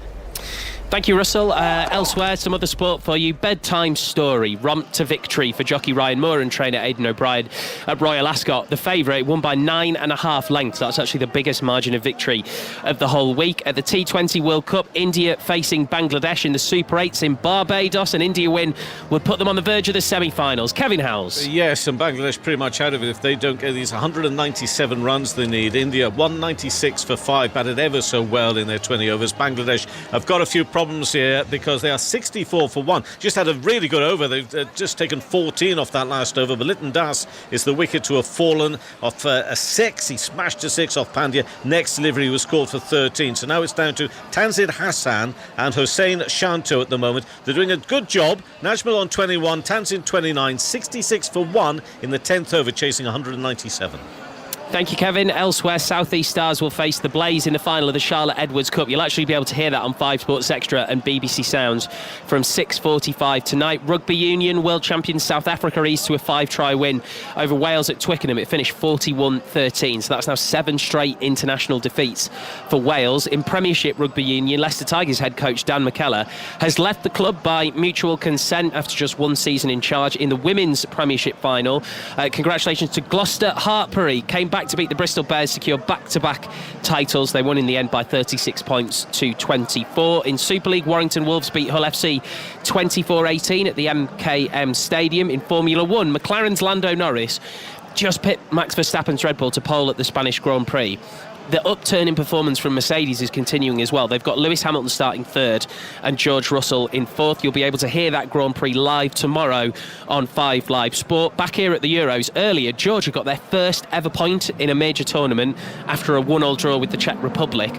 Big but, they missed a glorious chance to win it with the last kick of the game. Here's the Czech Republic and West Ham midfielder Thomas Souček. Obviously we are disappointed. We wanted more from this game. We wanted 3 points and go through the group, but now we got the points. We had many chances and we should score, and then we conceded from the penalties. So it's tough for us, but we are still in the game, and we know that we need to go for last game of the tournament with the win. The Georgian goalkeeper played very good game, but you needed probably better solutions for the situations. Yeah, sure. He won man of the match, so that's always that we played quite well, and they defend all the time. But obviously, both teams scored only once, and we take 1 point. Now you have the last game against Turkey. How do you see that now with the point? Obviously, we know that by the results in the group, but probably we need to win against Turkey, and we go for it. We go for it from the moment now, and it will be a great game by fans because Turkey and Czechia are like top at the tournaments by fans, and hopefully we bring them 3 points, and we will go through the group. That's Thomas Souček. So both Georgia, who played Portugal in their final game, and Czech Republic, who are going to face Turkey, they both go into those final games on Wednesday with a chance of going through to the last 16. Realistically, though, they would need to win matches to have the chance of doing so. 4 points, probably enough. Anything less than 3, definitely not enough. Belgium haven't got any points yet. Shock defeat to Slovakia in their first game. That's our next commentary from Cologne. They face Romania, who were excellent against Ukraine. John Murray. Hello, Steve from Cologne. The first of the spectators are just beginning to take their seats inside this tight stadium with its steep stands. And actually, the Romanians are just going to edge that. They've got just over 15,500 supporters in the ground. Belgium just under 15. But Cologne is absolutely rammed with Belgian shirts and Romanian shirts. This is going to be a very, very colourful occasion. And this group is extremely well poised, with Romania, Ukraine and Slovakia all on 3 points. So if Belgium win this today, and obviously they will be the favourites to do that, despite Romania's great day in their opening match, then all three obviously would have 3 points with 1 match to play. Izzy Christensen will be alongside John for commentary. Hi, Izzy. Hi, Steve. How are you? Very good, thank you. Very much looking forward to that game for a number of reasons. But the scenes after Romania won their first Euro game since 2000 in that victory over Ukraine were remarkable, were emotional. This clearly is a very different test. It certainly is, but Romania come into this game, like John said, with a lot of confidence. They've clearly got a very united group that the information that I hear coming out of their camp since that win against Ukraine is how united they are as a team, and they've said how powerful that can be. They've got players that Tottenham fans will know. Dragusin at the back has got a very good partnership with Burka, and I think they've got a solid base to build from. They're going to be compact, and they've got to know that Belgium have got loads of talented players that haven't yet set the tournament on fire. I think it's very clear what sort of match that we're going to have here, Steve, with Belgium being the team that they are. And even though they lost to Slovakia, the 16 attempts on goal that they had in that match, and the way that they play against Romania, who had, 29% possession in their opening match against Ukraine, and won it 3-0. So I think it's very, very clear the sort of match that we will be describing tonight. Also, Izzy, you mentioned confidence. A lot of eyes are going to be on Romelu Lukaku because he's always struggled at major tournaments, and he struggled again in that opening game. It's very interesting, the psychology around that. He had 2 goals disallowed from VAR in that opening game, and with a player who has so much promise but doesn't always fulfil that, it makes this game so interesting, because you could say that Belgium are under a little bit of pressure to get points on the board, because if they don't take 3 points, they put themselves in a very difficult situation going into that final group game. Thank you very much, you two, John Murray and Izzy Christiansen in Cologne. Live commentary of Belgium and Romania. We'll get the build-up underway once we are done in Dortmund, where Portugal lead Turkey by 2-0. Players just making their way out back onto the pitch in Dortmund. The Turkish fans were incredibly loud before the game. I doubt they'll be silenced, Ian Dennis, but they certainly need to try and pick the players up. Yes, they do. I think that Vincenzo Montella, Steve, is going to make a change at the start of the second half. I've got a feeling it's Erkan Kökçü, the midfielder, who's going to be coming off for Yusuf Yazatçı. Double change is going to be made by Roberto Martinez for Portugal. We're going to see Neto and Ruben Neves coming onto the field of play.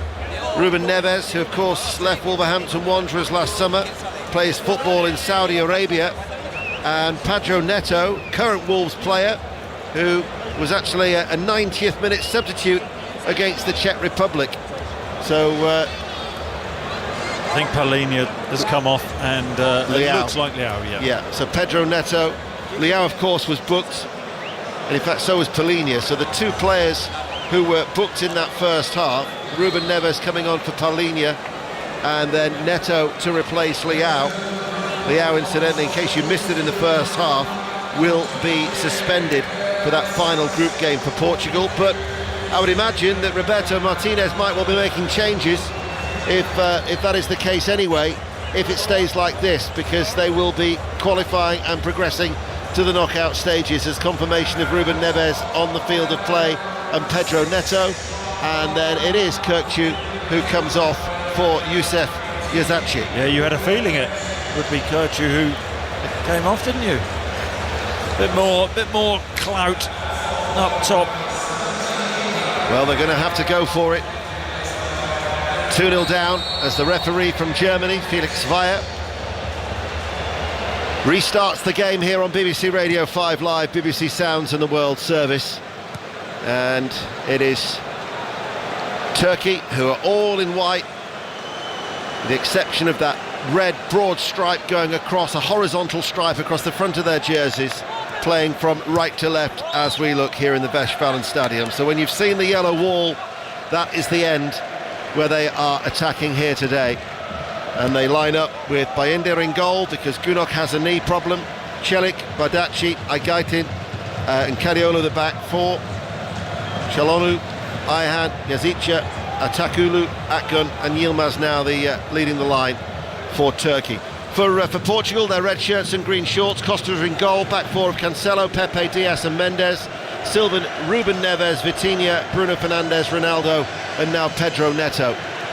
But they lead by 2-0 and on course for the last 16 to maintain their excellent record of always progressing from the group stages. And it would be for an 8th successive time that they have progressed in the history of the European Championship as they lead 2-0. No real changes in terms of both teams' setups. Got to say, the Portuguese bench, blimey, I think that Is that possibly the strongest bench? The Euros? Yeah, possibly. Spain, did you say Spain as well? France? Maybe it's something you could discuss on 606. When is your next 606? Tomorrow the Scotland game, isn't it? After the yes, it is. After Scotland go through. So after Scotland-Hungary, which is an 8 o'clock kickoff, as Kadiolu forward on the left-hand side, looks for Yazica, kept in play by Pepe. Not in time. There is a freshness as the cloud has just bubbled up overhead here in Dortmund. There's a cool breeze sweeping across the stadium, or a cooler breeze after the heat in the first half. Turkey have a corner kick, far side the left, headed out unchallenged by Ruben Diaz. Kadiolu picks it up on this near side the right. The left back cuts inside, it will suit his left foot if he fancies a dig at goal. Instead it's not, it's back to Kolu. And all of a sudden a misplaced pass have left themselves open to the counter-attack, and it required Çalhanoğlu to come across and slide to deprive Fernandes of running clear. Well, it was a real waste from Portugal's perspective there. Misplaced pass, Çalhanoğlu getting back and making the challenge, but Bruno Fernandes should have been running clear there on goal. Oh, that was a nice spin away by Cancelo, who then was stopped by Çalhanoğlu. Yazica back there for Turkey. Badacha passes it back to his goalkeeper Bayindir, gets it out from his feet eventually, and it's to Çelik on this near side, who's continued his run, and he's over the halfway line now, back inside. Akgün couldn't take it.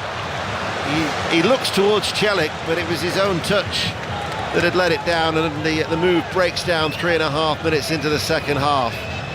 Actually wasn't a good pass initially from Akgün to Çelik, who was in a lot of space down the right-hand side, but the ball was behind him, and then the momentum lost.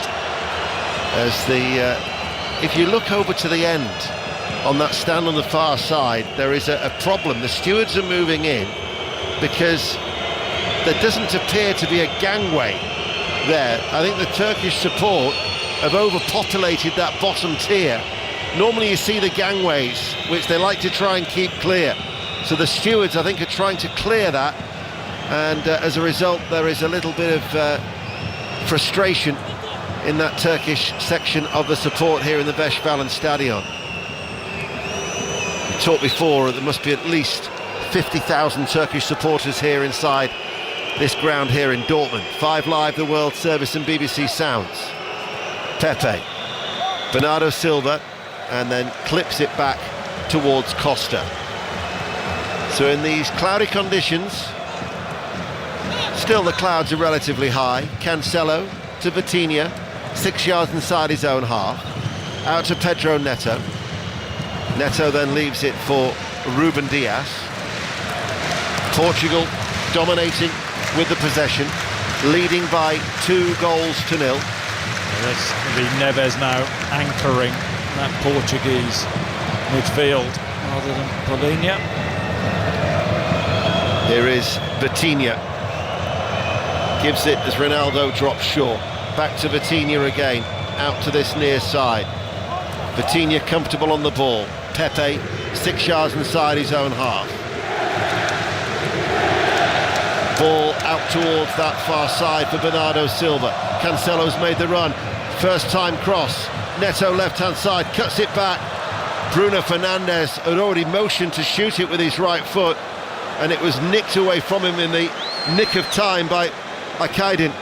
But Portugal have got it back. They're looking for a third goal to seal the 3 points and seal their progress to the last 16. Gotta say, Cancelo and Bernardo Silva, they are such intelligent footballers. The timing of the run from Cancelo underlapped to Bernardo Silva and slipped the ball to him, and the cross work absolutely wonderful. Ronaldo should have actually made his movement earlier, hung back, and he would have popped one in. Kadiolu's clearance goes straight toward Cancelo, right-hand side, down the line, short ball forward. Bruno Fernandes still teetering on that touchline, leaves it for Cancelo once again. Very, very congested, runs behind. It'll be a corner kick to Portugal. leading 2-0 here. Earlier in Group F, Georgia 1, Czech Republic 1. And after this game, our attentions will turn to the 8 o'clock kickoff in Group E, which will finish off the second round of games in the group stages. Belgium and Romania, with John Murray and Izzy Christiansen live in Cologne. Here we are in Dortmund. Portugal corner kick far side the right. Pepe's up from the back. In it comes. Aimed towards the head of Ronaldo. Comes out to Vitinha. Vitinha, forward ball. Bruno Fernandes will keep the ball in play. Low ball. And Çalhanoğlu will pass it out towards that far side. Aksakoglu. Celik, central area, comes under pressure from 3 red shirts. Passes the ball to the left back. Kadiolu, his forward ball. Aksakoglu, nice little touch from him, 6 yards inside his own half. Searching ball out towards Akgun on this near side. Celik has stayed forward, little ball inside. Yazicia now, central position, midway through the Portugal half. Celik the right back, Akgun provides the width near side. 8 minutes into the second period. Yazicia from distance and gathered in as it bounced in front of the goalkeeper Diogo Costa. 2-0 to Portugal. Yeah, he's a long way out. Yazicia, probably the best part of 30 yards, right-hand side of the box. Whips a shot in with his left foot. Awkward bounce, but Diogo Costa kept his eye on it and gathered comfortably. It's all about the next goal this game, isn't it? Certainly Turkey is. get it. If Turkey get it, and they're coming forward now, Yilmaz. Little ball inside, Aksakoglu, but tucked in was Cancelo to clear for Portugal. And then Akaydin is forced to go back to his goalkeeper, all in yellow away towards our left. There is still so much activity. It's almost as if people are being moved around, so you know that they know they're not sitting in the right place, because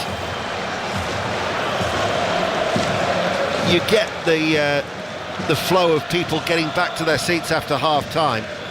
But 8 minutes, you'd think people would have settled in their seats by now, but there are still people looking for their seats. They're being questioned by stewards. They're asking, do you know where this seat is? All on the mobile phones, digital of course nowadays. Here is Pepe, just outside the centre circle. Ruben Dias, out to that far side the right for Bernardo Silva. Cancelo gets so high, doesn't he, that Portuguese right back so early. Portugal in possession of the ball, comfortable possession where they want to be, controlling this game. There's a nice fluidity and a flexibility about this Portugal team. That was a push on the back of Vitinha, who has a few words with the Turkish bench as he sits down on his backside on the edge of the playing surface as he gets that free kick.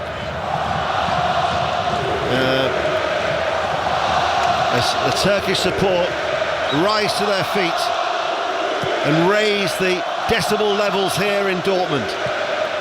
2-0, 10 minutes into the second half.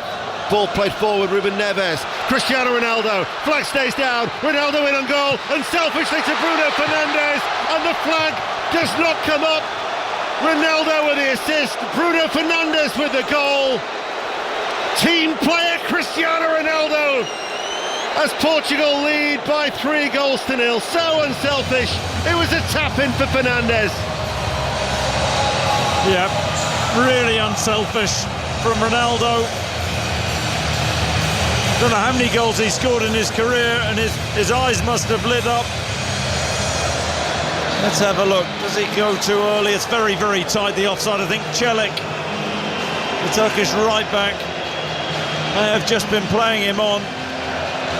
1v1 with Bienda, has a little look to his left so early, spots Bruno Fernandes and just strokes the ball across. Fernandes onto it, first time, composes himself, pops it into an empty net. And that's pretty much game, set and match. And Turkey, gotta say, Roberto Martinez is celebrating. They've had a real going over this evening. The check is complete, the goal stands. The way it was played, I half expected the flag to go up. I haven't had a chance to see it again, well-timed run, and in answer to your question, he scored 895 goals in senior competitive games. And in fact, looking at it again, we just had a shot on the giant screen here. He is comfortably onside. It's Ronaldo. It was a well-timed run by the 39-year-old. It is, but you've got to say scandalous defending from Badaci and Makaydin, the Turkey centre-backs. I mean, it's not like Ronaldo is blessed with pace anymore. There's a risk too many, and the line wasn't right. It was Celik who was playing him on. A couple of cheap goals they've given away, Turkey. It's the fourth meeting between the two at the Euros, and Portugal have won the previous three, and they're still yet to concede. I said before the game, Ian, that we're all familiar with the quality that Portugal have. There's the changes now for Turkey. Turkey, a bit of the unknown after beating Georgia, and today was going to be a test where it's easier to measure them, and they've come up short. Well, I wouldn't be surprised if these changes are now being made with a view to their final group game against the Czech Republic in Hamburg next Wednesday, because Portugal are going to qualify. Ayhan has come off. Aktürkoğlu is another one who's come off, and it's Kenan Yildiz and Ismail Yüksek are the two players who have come on here. The changes being made by Vincenzo Montella, their Italian coach. Cross from Akgün, and they get a corner kick on this near side. But they're 3-0 down here. Surely it would only be a consolation, even though there's over half an hour to go. You can hear the Portuguese voices celebrating behind that goal, but Turkey are attacking on this near side. Two giant Portuguese flags are flying right in the heart of that support. A few other smaller ones with the red and the green, because they are moving through to the last 16. That little ditty that we heard in Leipzig being sung once again, and low corner on this near side. In fact, there's a foul on Ronaldo, and that will be a free kick to Portugal. There's Celik on Ronaldo, albeit we know Ronaldo doesn't need a heavy touch to go down. Yeah, it's worst case scenario, isn't it, for Montella now? Playing for pride.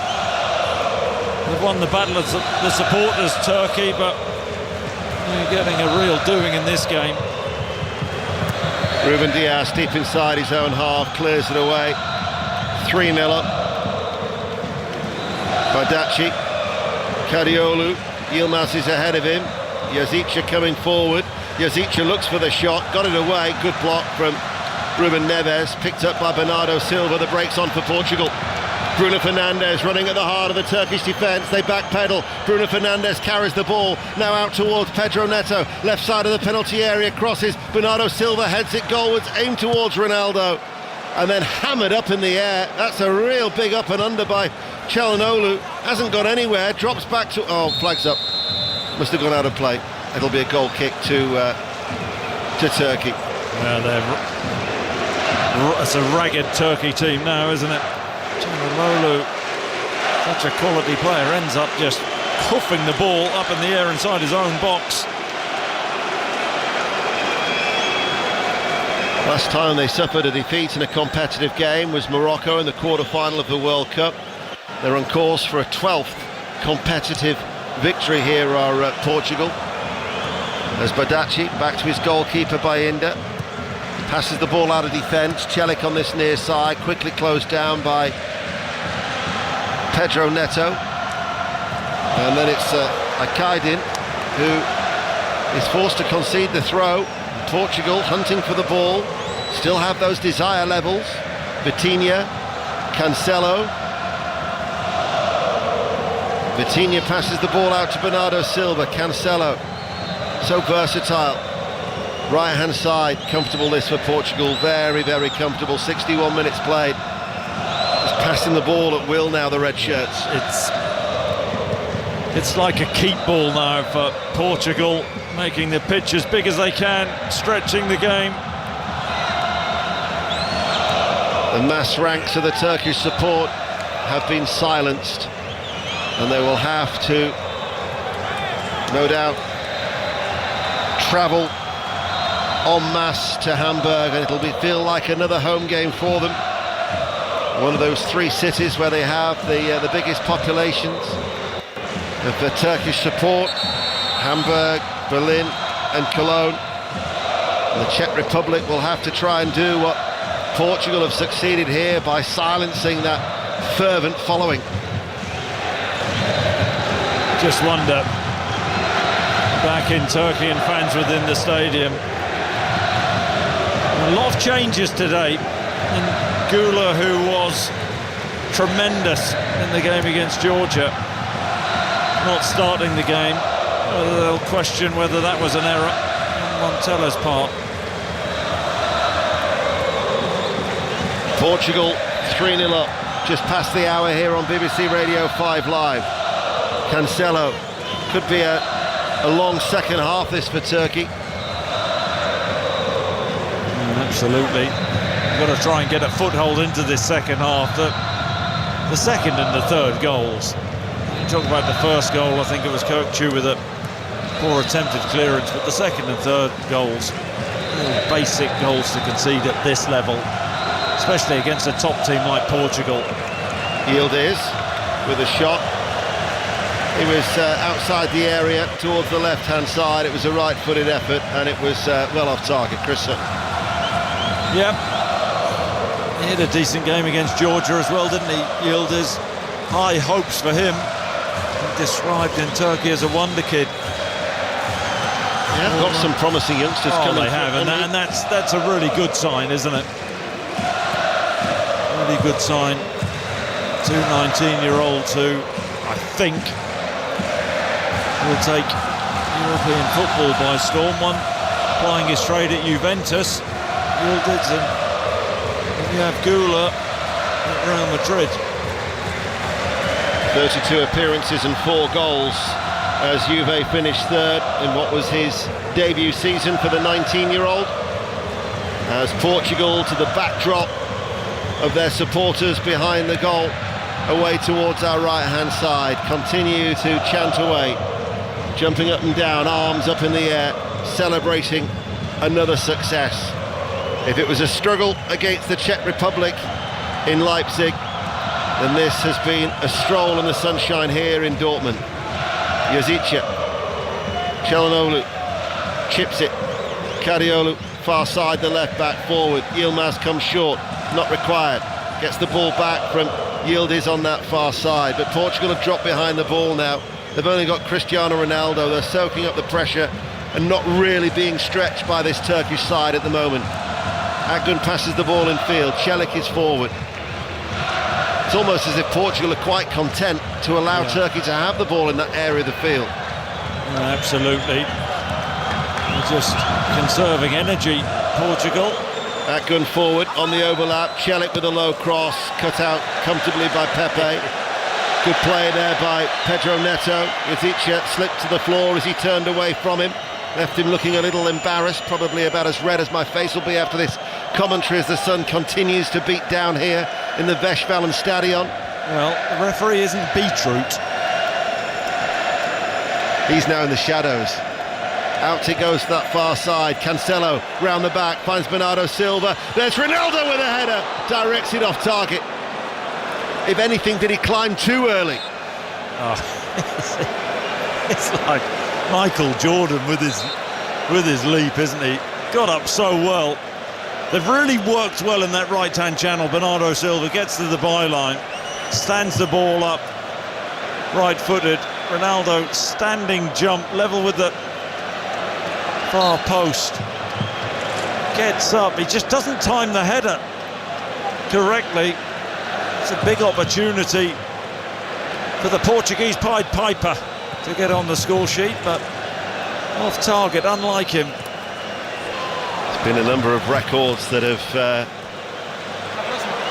been created in this European Championship, and Ronaldo or Pepe indeed were to score, be another one that would be rewritten as the oldest goal scorer, as Yilmaz had made a darting run into the penalty area, got the faintest of touches with his head to try and direct it past Costa.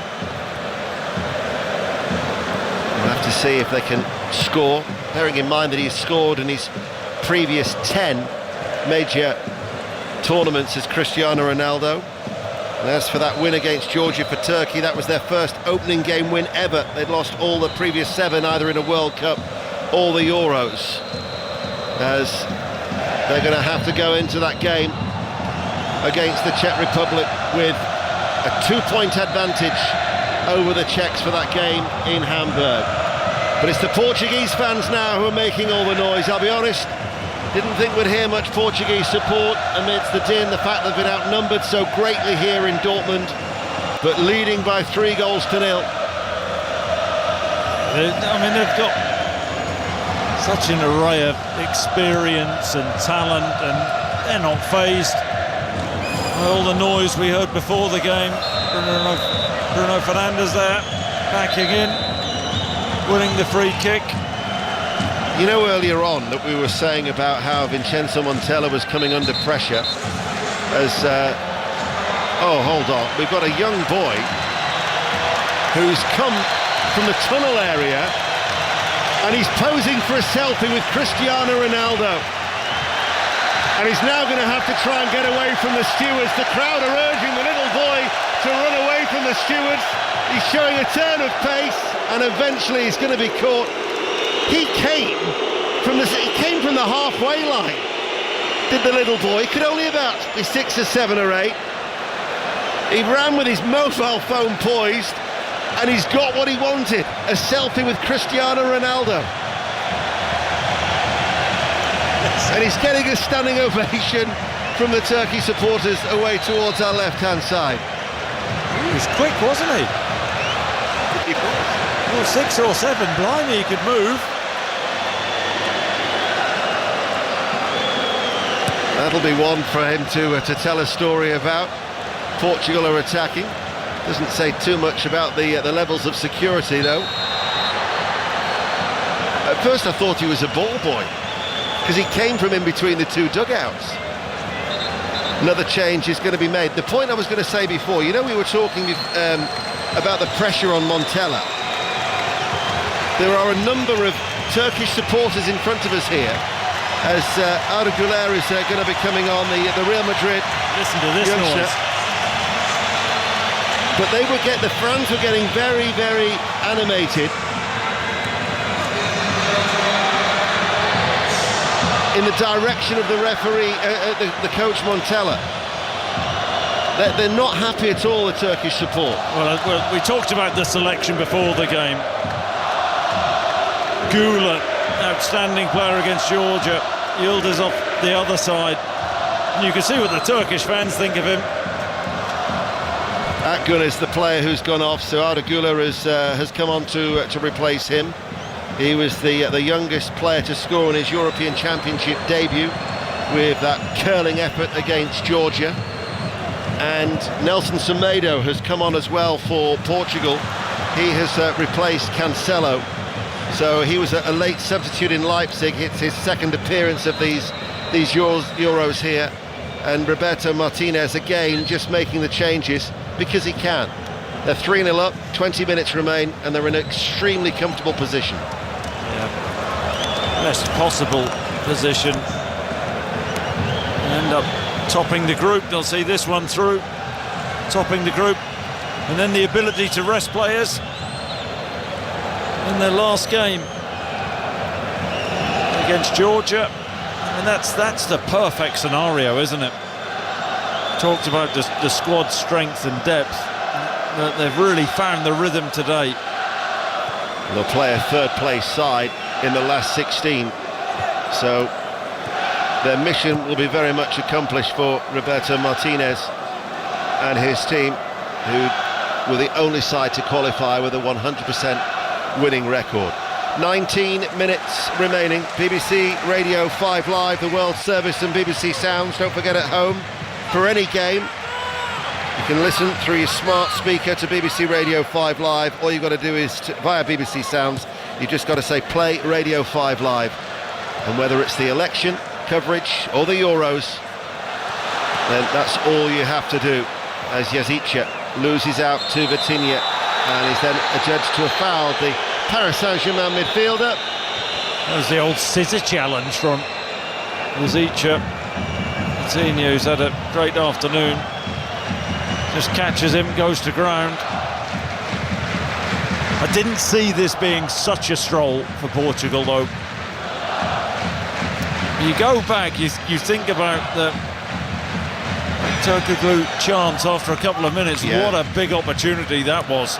Yeah, it's after around 7 minutes, I think I clocked it, as Neto looks for Ronaldo, cut out by Kaidin, picked back up by Neto. Ronaldo wants it squared. Neto tried to find him too, comes back towards Neto, delivers the cross. Semedo had made a run in towards the penalty area. It's all Portugal now. Vitinha busy, energetic in that midfield. Bernardo Silva,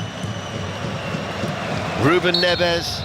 The referee has stopped, and Ronaldo's not happy there because it is Akaidin who's gone down, and he's holding his hip and he's in a lot of pain. What a terrible day he's had. Booked, scored the own goal, a misunderstanding, and now it looks to be in agony. They've used 4 substitutes, but because Zicha came on at half-time, they would have one more opportunity to use their 5th and final change. Well, tomorrow we start the final set of group games on BBC Radio 5 Live. In Group A, Switzerland against Germany and Scotland against Hungary. 8 o'clock kickoffs, Swiss against Germany in Frankfurt. Coverage of Scotland-Hungary. Pat Nevin and Alistair Bruce Ball live in Stuttgart, providing that Pat has made it back safely after his daughter's wedding. Yeah, we hope Pat's had a lovely day today. Congratulations to Pat's daughter. Yeah. I'm sure they'll be having many a celebration, and then he'll be hot-footing it from bonny Scotland to Stuttgart. Kaidin is on his feet at least, but is hobbling quite badly as he holds that left side. So Turkey, I think, are going to be forced to make another change. He looks to be in agony, doesn't he? A painful day for him. Defeat for Turkey, incidentally, is going to equal the longest losing sequence in the Euros of 4. Also Russia against Spain. Not that that will be challenged for a long period of time, one would not have thought. But for Turkey here, they're going to have to dust themselves down. Demiral is the player who's going to be coming on. You might recall that he scored an own goal against Italy in the last Euros opener when Turkey played Italy. Well, they've got something in common then, haven't they? Akaidin and yes, both had the misfortune of scoring an own goal in the Euros. So the 5th and final change for Turkey. Demiral coming on, 46th appearance. Akaidin down the tunnel to get some treatment. 15 minutes remaining. Ronaldo just comes across and also has a little word in the ear of Demiral. Will know each other very, very well from their time in Italy. In fact, he's got a glimpse of him. He's not gone down the tunnel at all. He should do. He's leaning back in the dugout, hardly moving at all, Akaidin. 14 minutes remaining. Portugal, they're on easy street. 2 goals in the first half, not look back whatsoever, really, after Bernardo Silva put them ahead after the 21st minute. No, they haven't, but the second goal, which was the real body blow, wasn't it? Own goal, no pressure. Look at Pepe at 41. Pepe leads the line. Neto on the left-hand side. Demiral cuts it out. Neto tries to win it back. Demiral uses his strength, passes the ball forward. Gula away from Pepe. No, Pepe still got it.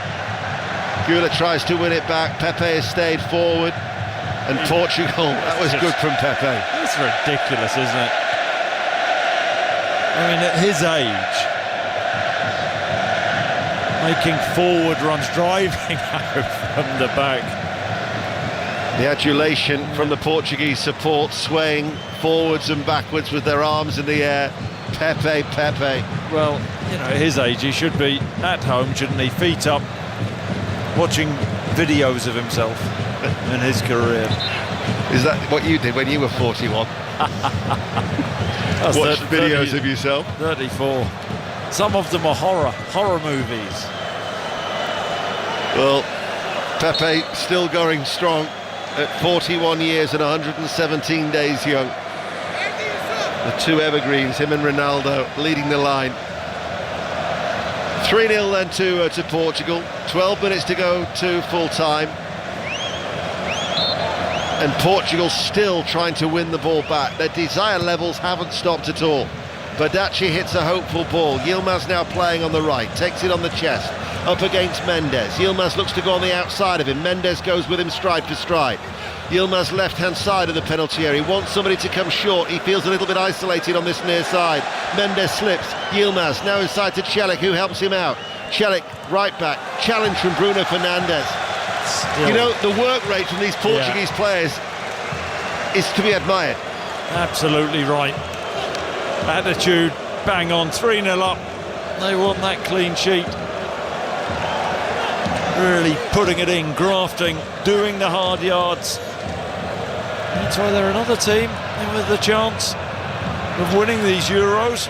Wouldn't rule them out. Well, providing that France do top their group, then they will avoid France in the other half of the draw by the virtue of finishing top of Group F, as Turkey looking for a consolation with just over 10 minutes remaining here. Playing from left to right, all in white, have got a corner kick.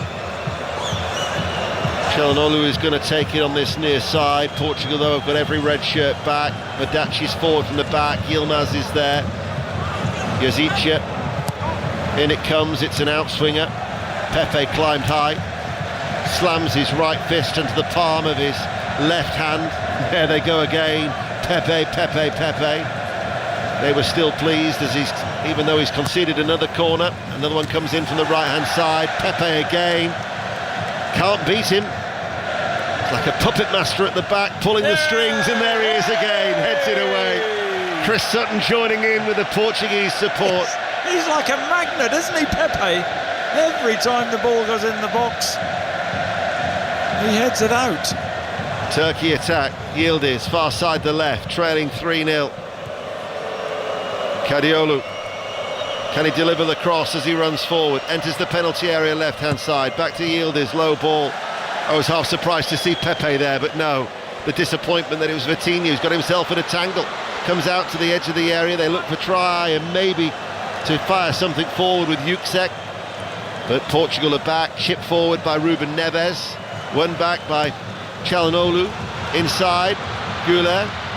Held off by Pepe. Comes out of his defensive area to close down the Real Madrid youngster. Now it's with Yilmaz. Man over near side the right. Celik back towards Güler. Celik level the penalty area right-hand side. 10 minutes played. BBC Radio 5 live. Ball infield. Yilmaz with his back to goal, looking to turn. This is Badachi. Badachi. Kadiolu. Can they deliver a cross? Portugal preventing them from doing so at the moment. Portugal lead 3-0. The move breaks down on the edge of the area. We talk about the red wall. That was a wall of red. The Turkish support frustrated by the Portuguese supporters. Güler hits it left-footed, takes a deflection. Yazicia tries to pivot and swivel, and it goes. The referee's changed his mind. He had said it was a goal kick, but he's now said it's going to be a corner kick to Turkey, who still trail 3-0, 9 minutes to go. Yazicia, I don't think he touches the ball. It was Güler on that left foot, similar position to his wonderful goal against Georgia. Fires a shot up in the air. Last touch of a Portuguese player. Corner kick, far side the left for Turkey. That's hit high and away from the penalty area. Güler has lost it. This will be Bernardo Silva. He's got options left and right. He goes for the left to the touchline. Someone Vitinha else on the pitch. And another youngster has come on. Ronaldo this time isn't as impressed. His arms go aloft. And on this occasion, the youngster is must be about 13. He's black t-shirt, black shorts, actually put his arm around Ronaldo and dragged him towards him. Now Ronaldo was quite pleased to see the little toddler earlier on, and Roberto Martinez now is imploring the security, saying, well, come on, do your job. There was actually 2 that came onto the field at the end of the game in Leipzig. Security has to be tighter in that respect. Pepe's going to be coming off, he's going to get a standing ovation. And in fact, credit to the Turkish supporters in front of us, because they're rising to their feet, and Pepe, at the grand old age of 41, is getting a standing ovation from both sets of supporters. Yeah, that's great to see.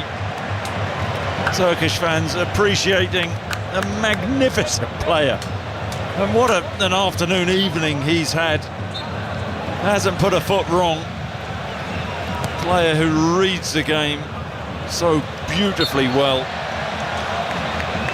And he will eventually be replaced by, in the national setup for the time being, it's Antonio Silva, Benfica defender. They finished runners-up in the Portuguese league, but it's been his breakthrough season last year, blossoming really, really nicely. His 12th appearance for Portugal to replace the master, Pepe.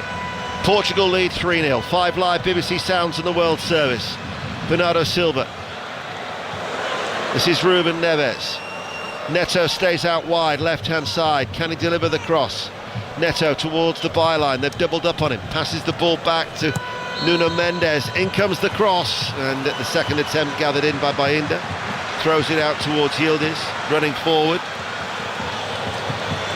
There are just a few empty seats in the top tier, I noticed, where some supporters have left early, dominated by this vast Turkish support. Yilmaz, Güler chips it forward. Yazica couldn't strike it on the volley, and Semedo will marshal the ball safely out of play for a goal kick to Portugal, who lead 3-0. Yeah, wonderful spot from Güler there. Just clips the ball. Yazica had pulled away from Semedo at the back post, and inch perfect. Yazica, not a great first touch, and then Semedo got his body in. But from Turkey's perspective, it's about picking themselves up, dusting themselves down. They've got an awkward game, haven't they, against the Czechs? Well, the group will look like this after 2 games in Group F. Portugal will have 6 points, Turkey will have 3, the Czech Republic third on 1, and Georgia on 1. Georgia will play Portugal in Gelsenkirchen. The Czechs will play Turkey in Hamburg next Wednesday at 8 o'clock. The best possible Euro coverage on BBC Radio 5 Live and BBC Sounds. The Football Daily podcast, of course, will always have the latest from the England and Scotland camps, and tomorrow, of course, we will have commentary in Stuttgart of Scotland against Hungary. All the build-up for that 8 o'clock kickoff tomorrow night. But here, in the little bits of blue sky that are remaining as we turn into the evening, Portugal, much more like it after a stuttering performance against the Czech Republic. For me, the most impressive side I've seen so far has been Spain. Yeah, I would certainly agree with that, but I feel that Portugal, they've got lots of different gears, and they've coasted this today, haven't they? It's been really controlled and comfortable, the mature performance. Turkey haven't helped themselves. But then in the second half, they went in 2-0 ahead. They've seen it through really, really easily. He's been a key cog, hasn't he, Vitinha? Yeah. Very tidy and economical midfielder. Güler thought he was going to shoot first time, instead to the edge of the area. Ruben Dias got a foot into the challenge. Portuguese voices once again are being heard here inside Dortmund as Güler chips it out to Cariolo on that far side. They're seeing a lot more of the ball, but that's because the ball chipped forward now. Celik was forward. Portugal have dropped off. It's almost as if they're conserving a bit of energy now as this game comes to its conclusion.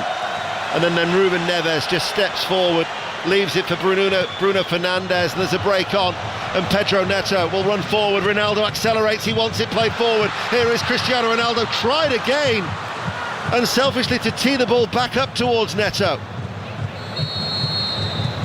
as Mendes plays it back. Again, you're thinking on that occasion, try and take it goalwards, but it's a different Ronaldo today, an unselfish one. It's not always unselfish. 12 goals in his last 12 appearances. He's at his sixth Euros. They've had that ability in this second half to really spring on the counter-attack. Here is Ronaldo. Bruno Fernandes, forward ball. Bernardo Silva, can he get there? Bayinda just about scooped it away off his toes. Do you know what? I thought he should have got there. The weighted pass, the cleverness of the pass from Bruno Fernandes in a central position, just on the D outside the box. Took the pace off the ball. The run from Silva was perfect. I think he just hesitated a little bit, and that allowed Bayinda to come and gather. You see that burly chap just walking away here with the red Portuguese shirt. He must be about 6'2", very broad-shouldered. He walked towards the Turkey bench with his mobile phone poised, and then all of a sudden, two security guards just said, "No, son, you're not coming this way." As Vitinha leaves the field of play, extremely impressive in that midfield, and he's going to be replaced by João Neves, who's a talented teenager, a key player for Benfica, very, very gifted. 19 years of age, he comes on for his 8th appearance, but Vitinha once again had another good match in the midfield for Portugal. Oh, he did. Absolutely outstanding. You think of Vitinha, Bruno Fernandes, Bernardo Silva, Neves coming on. Blimey, what a squad. Well, you look at the players who came on in the first game. Conceição off the bench, Jota off the bench, Inacio off the bench. We haven't yet seen Gonçalo Ramos, João Felix. He's getting as much of that squad of 26, a little bit of game time already. Roberto Martinez, and in the nature of qualifying as group winners, they'll make further changes, I'm sure, for that final group game to rest them for the knockout stages. Leading 3-0, Bruno Fernandes finds Neto running forward. Demiral is twisting and turning one way, and Yazica is the player who's got to come back to help tidy up at the back. We're inside the last 60 seconds, and Portugal, with that strength in depth being utilised by Roberto Martinez, it's going to be a 14th win in its 16 games that he's had in charge. As they win the ball in the midfield, Ronaldo wants it played through the middle. Bernardo Silva holds on to it, plays it out wide. Here is Ronaldo, back towards Bernardo Silva, gets the shot away left-footed, diverted behind, no, out of play for a throw, it'll go down by the corner flag. Ronaldo again. He doesn't want to shoot today, does he? Work it brilliantly. Bernardo Silva outright, ball into Ronaldo on the penalty spot. He doesn't turn and shoot, he lays it back to Bernardo Silva, who tries to reverse the ball, takes the ball on, tries to reverse it past Bayinda, but it's blocked.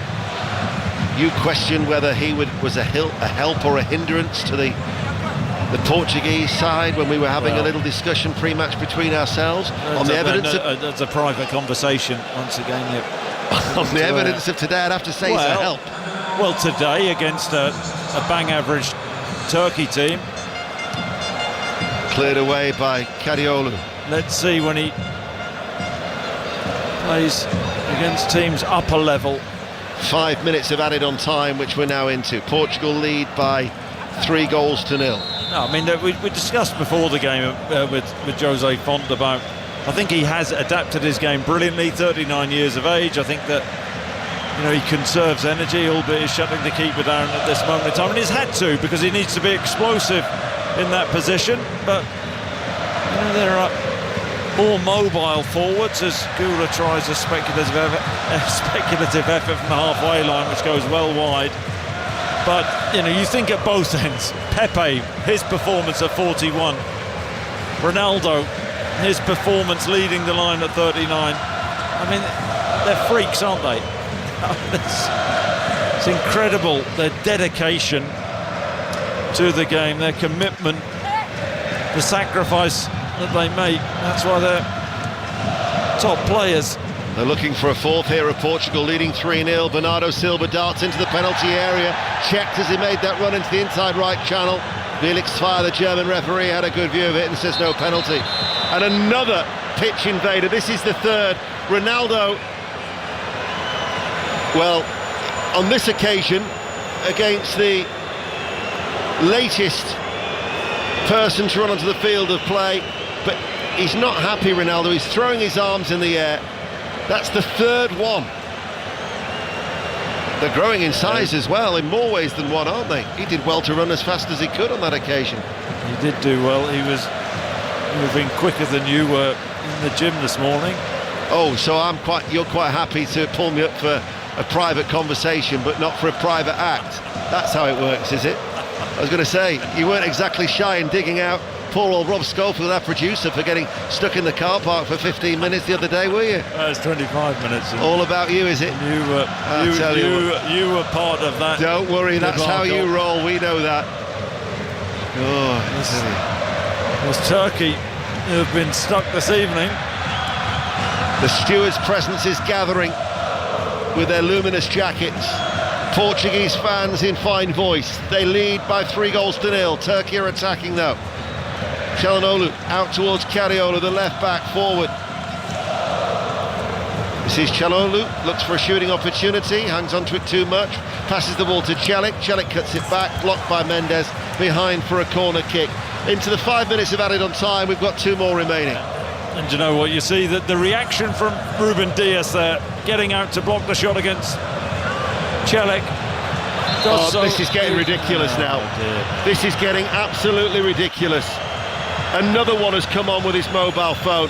Oh, my word. That was the steward with an uppercut has absolutely floored the gentleman dressed in all black. There were 4 of them, but that was an uppercut with his right hand. But bearing in mind that there are... It's getting nasty now. There were some objects thrown. Objects from the Portuguese support aimed towards the chap who came from the Turkish end. In comes the corner kick. There'll be questions asked though. Yeah, and rightly so. That's the 3rd time. That's the 4th. 4th, was it? We had the young boy to start with, and then we've had people who really should know better. But it's one thing carrying a mobile phone. Ronaldo will be asking the question on the occasion, what happens if it's not a mobile phone?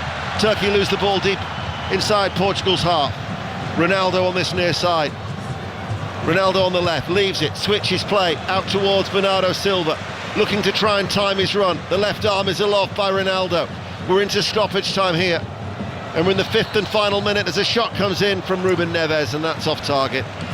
We have seen him hit some rockets over the years, haven't we? Ruben Neves, high and wide with that one. Tell you what, when the referee blows his whistle, I wouldn't rule out somebody else running onto the pitch for Ronaldo. All 4 of them have made a beeline for the global superstar that he is. Çalhanoğlu out to that far side. Yildiz collects it, and the referee blows the full-time whistle. Portugal progress with a real degree of ease, and here we come, another pitch invader as expected. And on this occasion, Ronaldo is disinterested in the Portuguese supporter who is slipped and apprehended. That's 5. Questions will have to be asked about the levels of security, because it was becoming a joke towards the end. As for the football, Portugal go through as Group F leaders into the last 16 yet again, maintaining their 100% record of always progressing from the group stages. And Turkey go into a vital game next week against the Czech Republic in Hamburg. It's a bit unsavoury, isn't it, down on the pitch? There are some of the Turkish bench are down trying to get the stewards off. I think it must be a Turkish fan.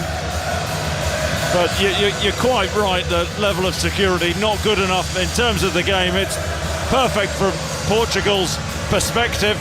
3-0 victory, they are through.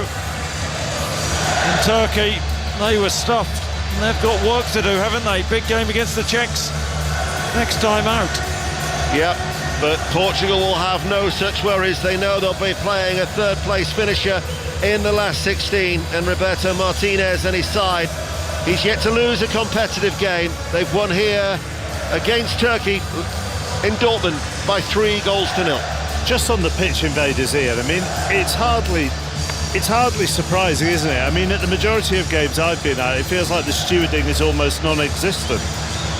Well, today we actually walked into the stadium in Dortmund without having our bags checked, which is the first time that's actually happened. I think for the first of the 5 pitch invaders was a little boy, and everybody thought it was cute. You might want to say, has his parents encouraged him to do that? Ronaldo was laughing and joking on that occasion, but that then only encouraged, and then they were growing in size and stature towards the end. I mean, the last one, he could have been a forward for Rugby Union, the Portuguese fellow who came on. Rugby League. Oh. No, actually, Chris, Rugby Union. He was very much a prop size when he ran on. They're a bit leaner and musclier in Rugby League. Okay. Are they? I didn't know that. Yeah, actually. The forwards are, yeah. Oh, yeah. I don't really watch it. I've got to say that there are a lot of stewards here, but they're, very visible as they have been, but they, aren't doing a lot. They haven't done a lot. Well, the first thing I should say is you should watch more Rugby League. It would bring joy into your life. The other thing with Ronaldo to the football, and Jose Font is with us, it was a historic night for him because he passed.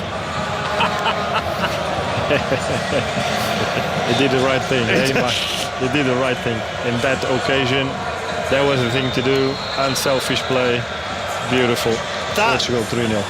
I mean, that was probably the most one-sided game of the tournament, along with the opening game between Germany and Scotland, wasn't it? We would have to agree, yes. I think today was a good day for Portugal.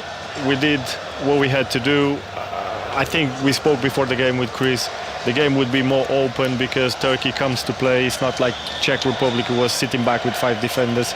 So Turkey came to play, and when Portugal have a little bit more space, we are very dangerous, obviously, with the quality that we have in the team. I think Spain, Mark, was really one-sided as well. You missed them out. Which one? Spain against Italy. The Spanish game, and that was so one-sided. But which of the 2 Spanish games, Chris? Oh no, we've got another pitch invader. But what I don't understand, what I don't understand here, now, I'm just watching him being tackled on the television. The sort of one side of the ground has got quite a lot of stewarding in front of it. Neither end appears to have any stewarding in front of it, and then the stand on the other side of the ground has sort of sporadic stewarding in front of it. It doesn't look to me like there's a set plan. Well, that one, he slipped in front of Bernardo Silva, and he could easily have taken out Bernardo Silva. And again, he's another big unit. Rugby League. And then the steward slipped and took out Gonzalo Ramos. So, the security here has been lax. And the thing is that this will actually host a semi-final. Yeah. So they're going to have to tighten it up with the stewards, because there's a number of them in the luminous yellow jackets, but they haven't done a great deal, I've got to say. And in fact, there must have been another attempt, because somebody else is being walked away by 2 stewards arm in arm. I know he's one of the most famous men on the planet, Jose, and he is used to, wherever he goes, all the attention and so on and so forth. But any athlete on a public pitch or a public court with fans is going to have an element of doubt in their mind going forward when something like this has happened today. Of course, and most of the times, or a lot of the times, it's nice people that just want a picture or something. But what if it's not? Yeah. No, that's the danger. Yeah. Incidentally, Mark, Ramos limped off after that steward had fallen into him in his attempt to. He hasn't yet played in the 2 opening games for Portugal, but they'll hope that that's nothing serious. It will be interesting to hear Roberto Martinez's thoughts after this game, and also whichever Portuguese players are put up for interview as well. It'll be interesting to hear what they say about it. We think that we're up to 6 now, we think, of people 7. There was another one that was led away. I'm not sure he got onto the pitch, but I've seen 7 take, if you include the little boy, 7. So that's 7 that have tried to get onto the pitch. Just going back to the football, do you think, Chris, certainly in the second half maybe, and maybe even by the changes made in the team selection, Turkey were kind of thinking, well, it's all going to be on our last game against Czech Republic?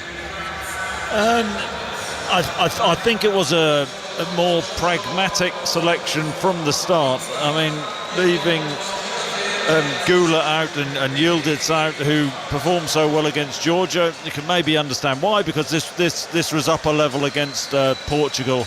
But today was about, I said before the game, we all know the Portuguese team and their qualities, but this was a better game to measure Turkey than their victory against Georgia, and they were found out. I mean, they didn't help themselves with with the own goal. I mean, that was just a really poor misunderstanding between Bayinda, who would just watching it again on the monitor here, and there are no players under pressure from the Portuguese pressure, and there's Aykerdin who rolls the ball back. I don't think as a former defender you should ever pass the ball back to a goalkeeper on target. He does do. Misunderstanding. 2-0, and then it was comfortable. I thought the way that Portugal saw it through in the second half, they cruised through it, and they've got such great quality. Bruno Fernandes, Bernardo Silva, and Roberto Martinez made the substitutions. Their bench is so strong. So this is perfect for Roberto Martinez now, because he can rest players now in the final group game and go again. And before the game I thought that it would be more of a contest, but Turkey were found out. Yes, Chris, and everybody will be motivated in the Portugal camp as well, because they will have their minutes. They can have this game to express themselves and to show what they can do as well, and that they can help the team. So for Portugal, it's happy days, but for Turkey it was very disappointing. And that's Sorry, go on here. Sorry, I was just going to say to Jose, the other thing is, I mean, he will now make changes, will Roberto Martinez, for their final group game, but he's also utilised that strength and depth that we've talked about. I reckon that there's only been 4 outfield players who are yet to feature in these 2 games, so he's utilised these options on the bench already to good effect. And Ian, if you look at the players that haven't played, we are talking about outstanding players. Rui Patricio, European champion. Danilo from Paris Saint-Germain, another great player that has been so important for Portugal. The list goes on. The list goes Ramos, on. So Felix. Strongest bench, you think, Ian, don't you? I mean, we can discuss that over our Italian tonight. So it's a great problem to have for Martinez. Great problem to have. It's exactly the kind of game they needed after easing themselves in against Czech Republic. It's the perfect situation. You had a tough game against Czech Republic, which was always going to be because of the way they play.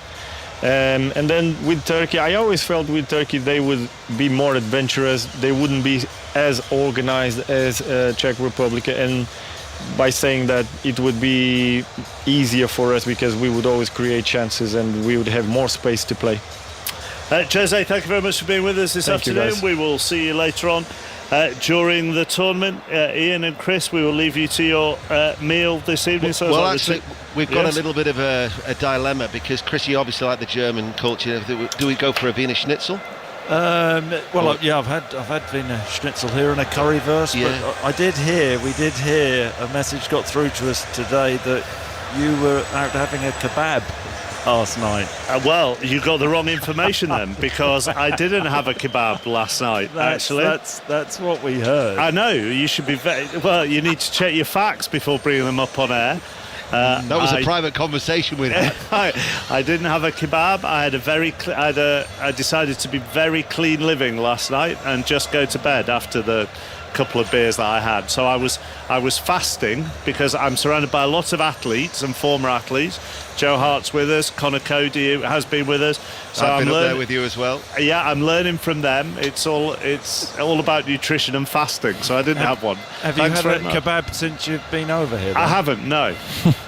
Just salad, I think you'll find, although I had quiche earlier. Right, we shall leave that there. Thank you very much. Go and enjoy your meal. We will continue our build-up with our third match at the Euros.